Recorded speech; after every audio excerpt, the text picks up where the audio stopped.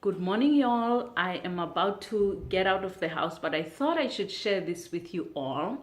You already know my story. I came to America. I was a young mom, a young wife, and a young person. Really, I was 23 years old when I came to America. And before I came to America, I knew that I wasn't going to work. So I was kind of not okay with that, but I kind of accepted that that's the best thing for our family. So soon after that, I was pregnant and I had Luke. Luke is 18 years old now, and an old man, and is in college. And so for he was born like in 1999, and when like for the next, I would say 3 years or so, I was a stay-at-home mom, and I absolutely hated it. I shouldn't say hated it, but I truly did not appreciate it because it just did not jive with what I had in mind for myself and my career and everything. So I really didn't appreciate it, even though I appreciated the opportunity to be with my son at home. My daughter was going to school at the time. I really didn't appreciate it. And a lot of women that I met were stay-at-home mom. They were perfectly happy with it. I just didn't get the concept because in Africa, there is no such thing as a stay-at-home mom. As a concept, because even in the good old days before South Africa became industrialized, women worked in the fields with their babies. So the concept itself did not exist, right? So think about that, how advanced that was to be able to take your child to your field and work, like with them. But anyway, so I really didn't appreciate it. And I remember telling some of my friends who are South African that, oh, I was a stay-at-home mom, because I mean, these women who were stay-at-home moms truly appreciated it. So I thought, oh, maybe I should appreciate it, the fact that I'm able to stay at home with my son. And I recall telling my friends, and they laughed at my face, and I was like really offended because I thought to myself, not nice at all, because I really didn't look at it as I was being lazy. I was really looking at it, I wasn't allowed to work, and I'm using this opportunity the best way. But now that I can look back to it, and I can truly say that it was the best thing that really happened to us as a family, because I was able, as I said, to take care of Luke. His formative years, I was at home with him, and I started school maybe a few years after that, but I was still largely at home with him.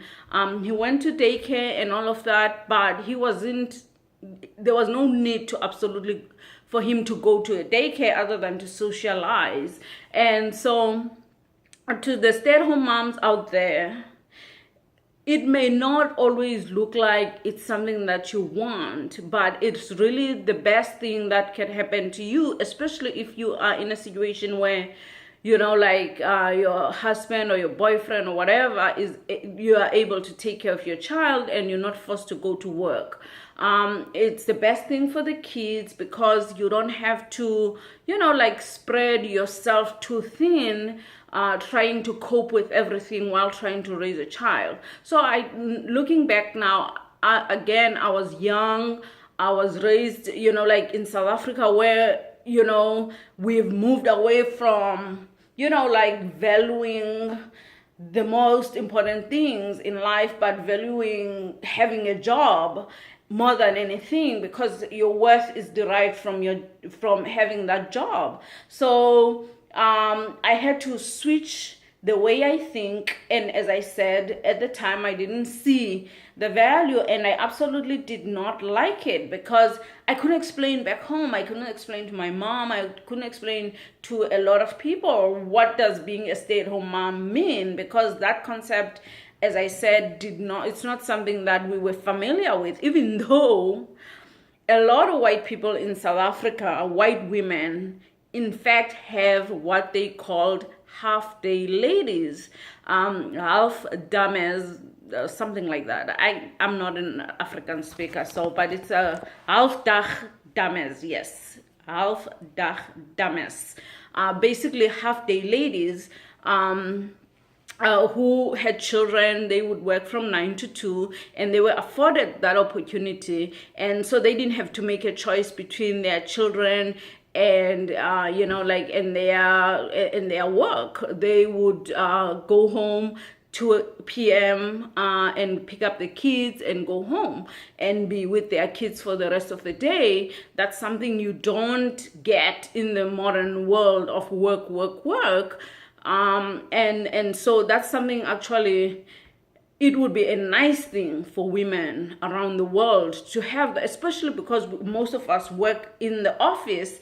It would be a good thing for not just women, men as well. If you have a young baby, you should be able to work reduced hours, however the arrangement is for your family, what works best for your family, because we know that a lot of families today depend on 2 incomes to survive. So if you reduce your income, probably the person who earns the least can reduce their income in order to make sure that they take care of the kids.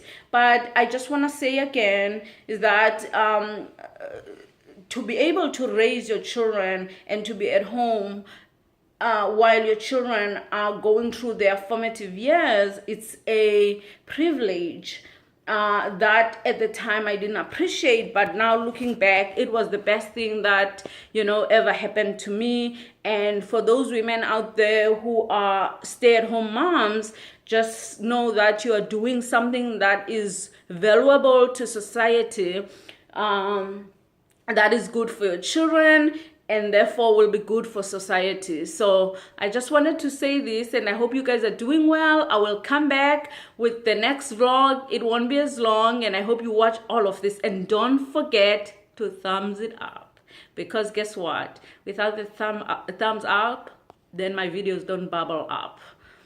Thumbs up, bubble up. Anyway, thank you so much all. Hope you guys are doing well. I will leave it now.